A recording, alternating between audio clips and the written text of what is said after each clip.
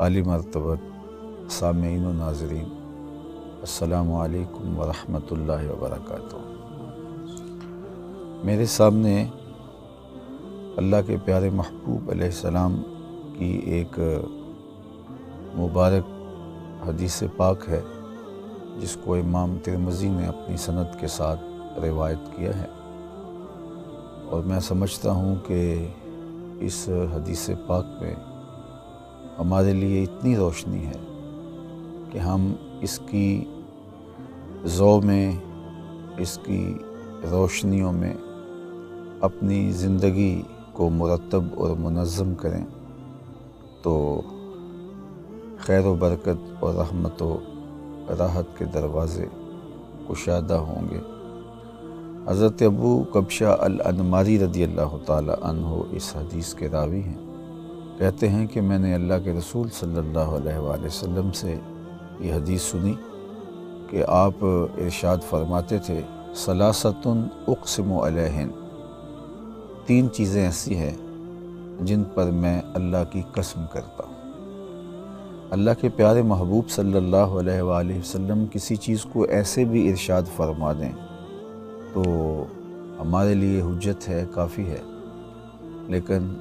اگر آپ کسی چیز کو بیان کرنے سے قبل قسم فرما رہے ہیں تو اس کا مطلب یہ ہے کہ وہ انتہائی اہمیت کی حامل ہے، اور آقا کریم علیہ السلام کی آرزو ہے کہ ہم پوری توجہ، پورے انہماک کے ساتھ اس کو سنیں بھی، سمجھیں بھی اور اس پر عمل پیرا بھی۔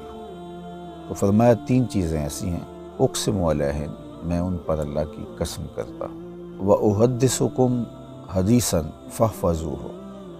اور میں تمہیں کچھ اس کے علاوہ بھی بیان کرتا ہوں۔ یعنی ایک تو وہ چیزیں ہیں جو حضور نے قسم کر کے ارشاد فرمائی، اور فرمایا اس کے علاوہ بھی ہے، میں تمہیں وہ بیان کرتا ہوں، اور وہ بھی اتنی اہمیت کی حامل ہیں کہ فَاحْفَظُوهُ، تم انہیں یاد کر لو، حفظ کر لو۔ اللہ کے محبوب علیہ السلام نے ہمارے سامنے 7 چیزیں بیان فرمائیں، ان میں سے 3 کو بیان کرنے سے قبل قسم ارشاد کی، اور اس کے بعد جو 4 چیزیں ہیں فرمایا کہ وہ اس قدر اہمیت کی حامل ہیں کہ تم ان کو بھی اچھی طرح یاد کر لو، ضبط کر لو، انہیں محفوظ کر لو۔ 3 چیزوں میں سے ایک چیز جن پر اللہ کے محبوب علیہ السلام نے باقاعدہ قسم فرمائی، ما نقص مال عبد من صدقہ، فرمایا کہ میں اللہ کی قسم کر کے کہتا ہوں کہ صدقے سے مال کم نہیں ہوتا۔ بظاہر لگتا ہے کہ 100 میں سے 10 نکال دیں گے تو باقی 90 بچیں گے، آپ کا کیلکولیٹر بھی آپ کو حساب یہی دیتا ہے کہ اتنے سے اتنے منہا کرو گے تو باقی اتنے رہ جائیں گے، لیکن اگر وہ نکالے جانے والے صدقے کی مد میں نکالے گئے ہیں تو یہ ذہن نشین کر لیجئے کہ مال میں کمی نہیں آتی۔ بظاہر تو عددی اعتبار سے ایسے ہی لگ رہا ہے، لیکن اللہ تعالیٰ اس کے اندر برکت ایسی پیدا فرماتا ہے کہ کمی ہونے کی بجائے اضافہ ہوتا ہے۔ اور اگر صدقہ کرنے سے مال میں کمی آ جاتی تو اس امت کے سب سے غریب شخص کا نام، سب سے مفلس شخص کا نام ابو بکر صدیق ہوتا، کہ جنہوں نے اپنا سارا مال راہ خدا میں لٹا دیا۔ تو صدقے سے مال گھٹتا نہیں ہے، صدقے سے مال کم نہیں ہوتا، بلکہ اللہ صدقے کے ذریعے سے مال میں برکت پیدا کر دیتا ہے اور اضافہ فرماتا ہے۔ دنیا کے اوپر بھی ہمیں دیکھنے کو ملتا ہے کہ راہ خدا میں بانٹنے والے، صدقہ و خیرات کرنے والے آسودہ رہتے ہیں اور ان کے اموال میں کمی نہیں آتی، لیکن جو اجر، جو صلہ، جو برکتیں اور جو اللہ اس صدقے کے صلے میں آخرت میں انہیں عطا فرمانے والا ہے، وہ تو کسی ترازو پہ نہیں تولا جا سکتا۔ ہمارے خیال، ہمارا فہم و ادراک اس کی حدود کو بھی نہیں چھو سکتا، جو اللہ تعالیٰ بندوں کو صدقے کے صلے میں عطا فرمائے۔ تو راہ خدا میں بانٹنے والے، خیرات کرنے والے مت سمجھیں کہ ان کے مال میں کوئی کمی آتی ہے۔ اللہ تعالیٰ جل شانہ اموال میں اضافہ اور برکت پیدا فرماتا ہے، اور یہ بات اللہ کے محبوب علیہ السلام نے باقاعدہ قسم کر کے کہی، ما نقص مال عبد من صدقہ، کہ میں قسم کر کے کہتا ہوں کہ صدقے سے مال کم نہیں ہوتا، گھٹتا نہیں۔ دوسری بات ارشاد فرمایا کہ ولا ظلم عبد مظلمۃ فصبر علیہا الا زادہ اللہ عزا، کہ جب کوئی شخص ظلم کو سہ جاتا ہے اور اس کے مقابلے کے اندر اس طرح کا رد عمل نہیں دیتا، تو بظاہر تو ایسا لگتا ہے کہ اس شخص نے کمزوری دکھائی، لیکن امن عامہ میں خرابی پیدا نہ ہو اور ماحول میں تلخیاں نہ آئیں، تو بعض اوقات اپنے رشتہ داروں سے، اعزاء و اقرباء سے، دوستوں سے ہم بہت ساری چیزیں برداشت کرتے ہیں۔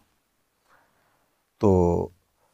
اب لگتا یہ ہے کہ شاید اس نے یہ چیز برداشت کر لی، کسی نے سخت بولا تو گوارا کر لیا، کسی نے زیادتی کی تو گوارا کر لیا، تو یہ تو رسوا ہو گیا۔ اللہ کے محبوب فرماتے ہیں جب بندہ ظلم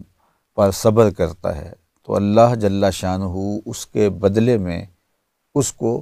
عزت عطا فرماتا ہے، اس کی آبرو میں کمی نہیں آتی بلکہ اللہ اس کی آبرو میں اضافہ فرماتا ہے۔ یہ بات ذہن میں رکھیے گا کہ ذاتی طور پہ جو ہمیں تکالیف پہنچتی ہیں معاشرے کی جانب سے، لوگوں کی جانب سے، اس کو سہ لینا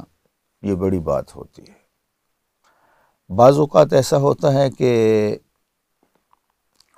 لوگوں پر جور و ظلم اور جبر کے بازار گرم ہو جاتے ہیں تو اس کے خلاف کھڑا ہونا ہوتا ہے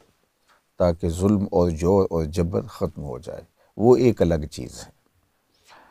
اور اس کی بھی ہمیں ترغیب دی گئی ہے۔ لیکن عمومی طور پہ ہمارے ساتھ زیادتیاں ہوتی رہتی ہیں تو ہم اپنا حق چھوڑتے ہیں، ہم صبر کر جاتے ہیں، برداشت کر جاتے ہیں، تو اس پر اللہ تعالیٰ جل شانہ نے اجر، صلہ اور جزا رکھی ہے اور عزتوں میں اضافے کی نوید سنائی ہے۔ تیسری چیز ارشاد فرمائی ولا فتح عبد باب مسألۃ الا فتح اللہ علیہ باب فقر او کلمۃ نحوہا۔ اللہ کے محبوب علیہ السلام نے ارشاد فرمایا کہ تیسری بات یہ ہے کہ جب کوئی شخص سوال کا دروازہ کھولتا ہے، مانگنے لگ جاتا ہے اپنی ضرورت کے لیے، کسی اور کے لیے ترغیب دلانا، معاشرے کے کمزوروں کے لیے لوگوں کو جھولی پھیلا کے بھی کہنا کہ میں حاضر ہوا ہوں اور ان کی ضرورت کو پورا کرنا ہے، اراملہ ہیں، مساکین ہیں، یتامہ ہیں، مفلوق الحال ہیں، مدارس دینیہ ہیں، مساجد کے لیے اس نے فنڈ ریزنگ کی، وہ اپنی ذات کے لیے نہیں۔ یہ جو اپنی ذات کے لیے مانگنا شروع کر دیتا ہے، اللہ جل شانہ اس کے لیے محتاجی کا دروازہ کھول دیتا ہے۔ اور ہم نے دیکھا ہے، آپ نے بھی ملاحظہ کیا ہوگا کہ جو لوگ مانگنا شروع کر دیتے ہیں پھر ساری زندگی مانگتے ہی رہتے ہیں، حتیٰ کہ میں نے دیکھا ہے جو قرض مانگنے کے عادی ہو جاتے ہیں تو وہ بھی پھر مانگتے ہی رہتے ہیں، ان کی ضرورتیں پوری نہیں ہوتی۔ تو مصائب، تکلیفیں، آلام، مشکلیں، بھوک، افلاس، یہ چیزیں انسان کی زندگی کے ساتھ جڑی ہیں، تو کبھی ان کا سامنا کرنا پڑے تو صبر اور استقامت کے ساتھ، حوصلے کے ساتھ ان کا سامنا کرنا چاہیے، واویلا نہیں کرنا چاہیے اور ہاتھ نہیں پھیلانا چاہیے۔ اور جو اللہ کی طرف سے آنے والی اس آزمائش پہ راضی ہیں کہ مالک کوئی بات نہیں، خوشحالیاں بھی تو نے عطا کی تھیں، آج حالات تھوڑے تلخ ہیں تو کوئی بات نہیں، ہم صبر کر کے اس وقت کو بھی گزار لیں گے، اور ہم تیرا شکر ادا کرتے ہیں تو نے ہمیں خوشحالیاں بھی عطا کی، اور آج اگر مشکل ہے تو ہم صبر کر کے تیرے ہی شکر گزار ہیں۔ تو یہ تین چیزیں حضور نے قسم کر کے کہیں۔ سب سے پہلی چیز ما نقص مال عبد من صدقہ، کہ صدقے سے مال کم نہیں ہوتا۔ دوسری بات یہ ارشاد فرمائی کہ جب کوئی شخص زیادتی سہ جاتا ہے اور